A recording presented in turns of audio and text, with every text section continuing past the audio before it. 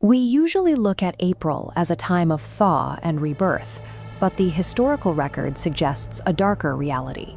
Statistically, this specific month has become a magnet for some of the most disruptive crimes in American history. The first category in this typology of tragedy is political assassination. These are targeted strikes against national leaders, carried out by individuals attempting to restore or avenge dying ideologies. On April 14, 1865, John Wilkes Booth shot President Abraham Lincoln at Ford's Theater. As a staunch Confederate sympathizer, Booth executed the attack as a final, retributive act for the South's defeat, aiming to decapitate the Union leadership.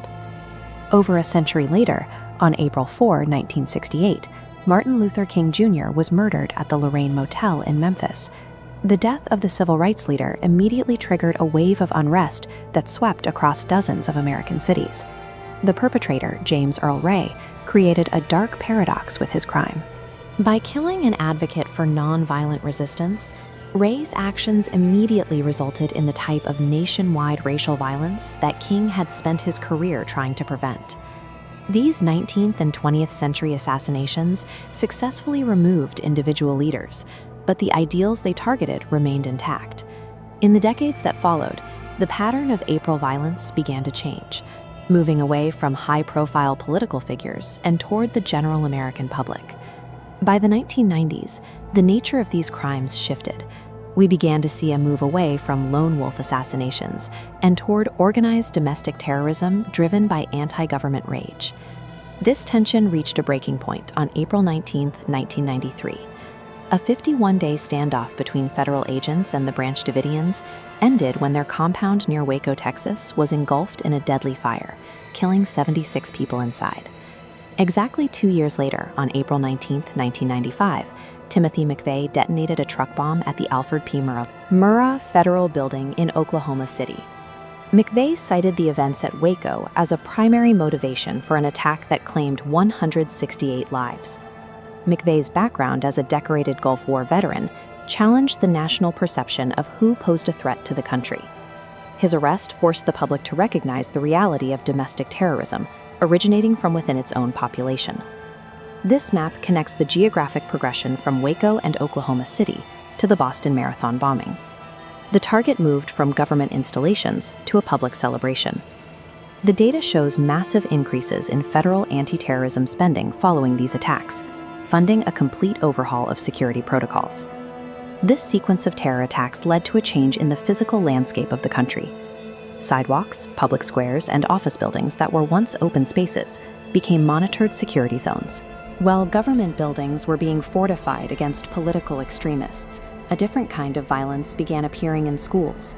These events were characterized by mass casualties and a total lack of clear political motivation. On April 20, 1999, 2 students attacked Columbine High School in Colorado. The killers originally planned to detonate multiple large bombs. When those failed, they began a shooting rampage that killed 13 people. This flowchart illustrates how Columbine changed police tactics. Before 1999, the standard response was to secure a perimeter and wait for SWAT. A timer highlights this delay, where gunmen could act for over 45 minutes. Today, first responding officers move directly toward the threat. On April 16, 2007, the violence escalated at Virginia Tech. Chung-Hee Cho carried out a calculated attack that killed 32 people, the deadliest school shooting in American history at that time. These tragedies demonstrated that the most lethal threats in April were shifting. Instead of organized networks, the killers were isolated, disturbed individuals who leveraged gaps in mental health services and background check systems to carry out their plans. April's dark history isn't just limited to national tragedies. The same month is filled with chilling, personal crimes that take place inside the family home. On April 1, 1984, the music world was stunned by the death of Marvin Gaye. After a lifetime of domestic conflict and physical disputes, the singer was shot and killed by his own father in their Los Angeles residence. These domestic horrors continue into the present day. In April 2025, authorities in New Mexico arrested Heather Heyer for the cold-blooded murder of her husband, a crime she had allegedly spent nearly 5 years trying to cover up. Just 1 year earlier, in April 2024, a Maui doctor was indicted for attempting to push his wife off a cliff during a birthday hike.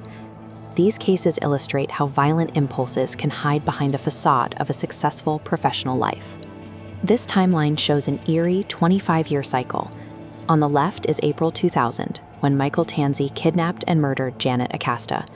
On the right is April 2025, when Tansey was finally executed for that crime in a Florida state prison.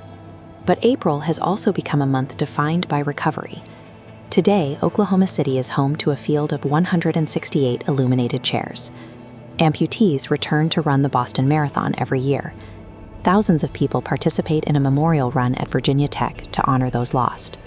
The concentration of violence in April remains a documented historical anomaly, that in navigating these recurring tragedies, the nation shaped its forensic tools, its national security laws, and how its communities process grief.